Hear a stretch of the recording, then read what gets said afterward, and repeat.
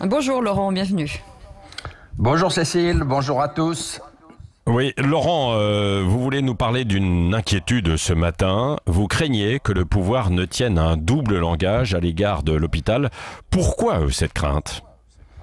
Oh Patrick, pour une raison très simple, l'hôpital public est asphyxié depuis de longues années par une politique d'austérité qui ne s'est jamais relâchée, avec à la clé des suppressions de postes pour les personnels soignants ou des suppressions de lits, 17 500 seulement pour les 5 dernières années.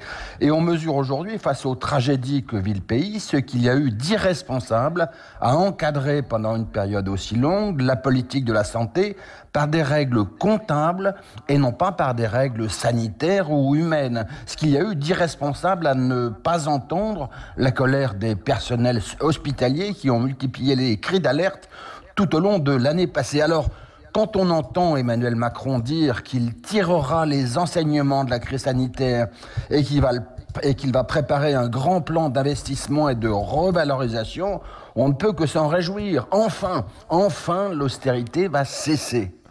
Oui, mais vous doutez qu'Emmanuel Macron soit sincère.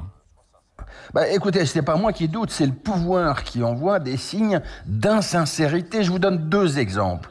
Pour l'hôpital de Nancy, l'un des plus éprouvés par la pandémie, il était prévu l'an dernier, dans le cadre du plan d'austérité, 598 suppressions de postes et 174 suppressions de lits d'ici 2025. Or, que vient de dire le responsable de l'agence régionale de santé, c'est-à-dire le représentant du ministère? Que ce plan d'austérité était bien naturellement annulé? Pas du tout. À nos confrères de l'Est républicain, il a confié, je le cite, « Nous aurons quelques semaines de retard, mais la trajectoire restera la même ».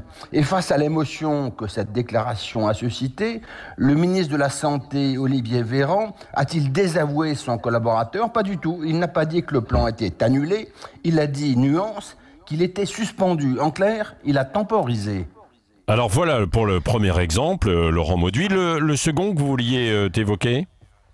Écoutez, c'est la note secrète de la Caisse des dépôts que j'ai révélée sur Mediapart. Vous savez, la Caisse des dépôts, c'est le bras armé financier de l'État. C'est elle qui finance de nombreuses infrastructures en région, et notamment les hôpitaux.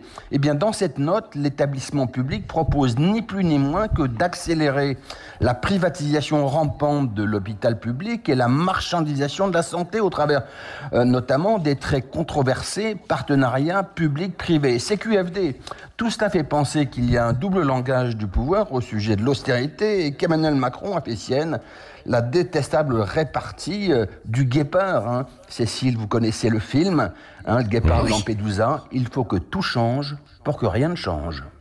Merci à vous, Laurent Mauduit. Vous